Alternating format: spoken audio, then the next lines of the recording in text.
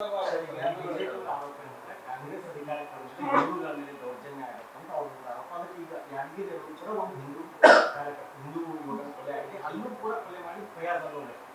ರೀ, ಅದೇ ರೀ. ಈಗ ಇಂಥ ಇನ್ಸಿಡೆಂಟ್ಗಳು ನಾನು ಕೊಡ್ಕೊಂತ ಹೋಗ್ಬೋದು. ಸುಮ್ಮನೆ ಉದಾಹರಣೆಗಳ ಈಗ ಇವರು ಪುಲ್ವಾಮಾ ಅಟ್ಯಾಕ್ ಆಯ್ತಲ್ಲ, ತೀರೋದವ್ರು ಯಾರವ್ರಲ್ಲ?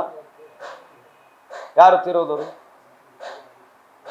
ಆ 300 kg RDX ಬಂತಲ್ಲ, ಅದ್ರ ಬಗ್ಗೆ ಯಾರು ಮಾತನಾಡ್ಬೇಕೀಗ? ಅದ್ರ ಬಗ್ಗೆ ಚರ್ಚೆ ಬೇಡ. ಆಮೇಲೆ ಇವ್ರ ಕಾಲದಲ್ಲಿ ಎಲ್ಲೆಲ್ಲಿ ಸತ್ತೋಗಿದ್ದಾರೆ ಹಿಂದೂಗಳು, ಅದೆಲ್ಲ ಡೀಟೇಲ್ಸ್ ತಗ ತೋರಿಸೋಣ.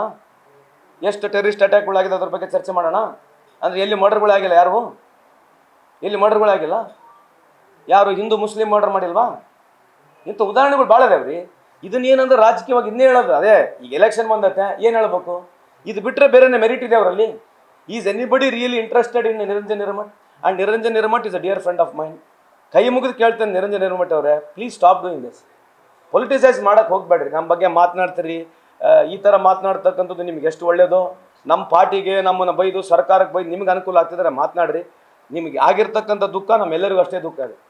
It is A very very bad incident, unfortunate incident. ಇಂಥದ್ದು ಯಾರಿಗೂ ಆಗಬಾರ್ದು ಅಂತ ಪ್ರತಿ ಸಲ ಹೇಳ್ತೀವಿ. ಈಗೇನಾಗಿದೆ, ಅವ್ರ ಮನೆ ಒಂದು ಪಬ್ಲಿಸಿಟಿ ಪ್ರಪಗಂಡ ಮಾಡ್ತಕ್ಕಂಥ BJPಗೆ ಒಂದು ಅವಕಾಶ ಆಗಿದೆ. ನಡ್ಡಾ ಸಾಹೇಬರು ಹೋದರು, ಪ್ರಹ್ಲಾದ್ ಜೋಶಿ ಸಾಹೇಬರು ಹೋಗ್ತಾರೆ. ಎವ್ರಿ BJP ಲೀಡರ್ ಹೋಗೋದು ಅದಕ್ಕೊಂದು ಪಬ್ಲಿಸಿಟಿಗೋಸ್ಕರ ಸ್ಟಂಟು. ನೀವು ನಾಳೆ ಟಿವಿಯಾಗಿ ತೋರಿಸ್ಬೇಡ್ರಿ, ಒಬ್ಬರು ಹೋಗೋದಿಲ್ಲ.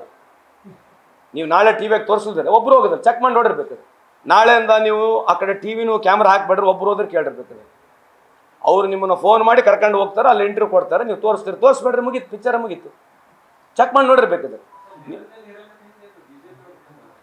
ಅದ್ರಿ ಅದನ್ನ they are misusing him, they are guiding him to speak what to speak. ಅಷ್ಟು ಗೊತ್ತಾಗಲ್ವಾ? ನಾವು ರಾಜಕೀಯ ಇಷ್ಟು ವರ್ಷದಿಂದ ಮಾಡಿಲ್ವಾ? ನಾವು ಕೂಡ ನಾನೇನಕ್ಕೆ ಏನು ಮಾಡಬೇಕು? ಯಾಕೆ ಮಾಡಬೇಕು? ಅಲ್ರಿ, ಅದು ಅನ್ಫಾರ್ಚುನೇಟ್ ಇನ್ಸಿಡೆಂಟು, ಆ ಥರ ಆಗಬಾರ್ದು. ನಾವೇನು ಮಾಡಬೇಕು? ಪ್ರಚನೆ ಮಾಡ್ಬೇಕು ಅವ್ರಿಗೆ. ಅಲ್ರಿ ನೋಡ್ರಿ, ಈ ಥರ ಒಂದಕ್ಕೊಂದು ಈಗ ಸುಮ್ಮನೆ ಸೌಜನ್ಯಕ್ಕೆ 100 ಸೌಜನ್ಯಗಳು ಹೇಳ್ಬೋದು. ಈಗ 100 ಸೌಜನ್ಯಗಳು ಹೇಳ್ಬೋದು. ಈಗ ಪುಲ್ವಾಮಾ ಅಟ್ಯಾಕ್ ಆಯಿತು, ಯಾಕೆ ಸೌಜನ್ಯ ಹೋಯ್ತು? ಹೋಗ್ಬೇಕಾಗಿತ್ತಲ್ಲ, ಅವ್ರ ಮನೆಗಳಿಗೆ ಯಾಕೆ ಹೋಗ್ಲಿಲ್ಲ? ಹಂಗೆ 100 ಹೇಳ್ಕೊಂತ ಹೋಗ್ಬೋದು ರೀ. ಬಿಕಾಸ್ ನೀವು ನಮ್ಮನ್ನೇ ಪ್ರಶ್ನೆ ಕೇಳ್ತಾರೆ, ಅದೇ ಬಂದಿದ್ದ ಪ್ರಾಬ್ಲಮ್. ಈ ದೇಶದಲ್ಲಿ ಎಷ್ಟು ಹಿಂದೂ ಹೆಣ್ಮಕ್ಳು ಸತ್ತಾರೆ, ಇವ್ರು ಯಾಕೆ ಅಲ್ಲಿ ಹೋಗೋದಲ್ಲ ಸೌಜನ್ಯಕ್ಕಾಗಿ? ಸೌಜನ್ಯಕ್ಕೆ ಯಾಕೆ ಹೋಗಿಲ್ಲ ಅಂತ ಕೇಳಿದೆ.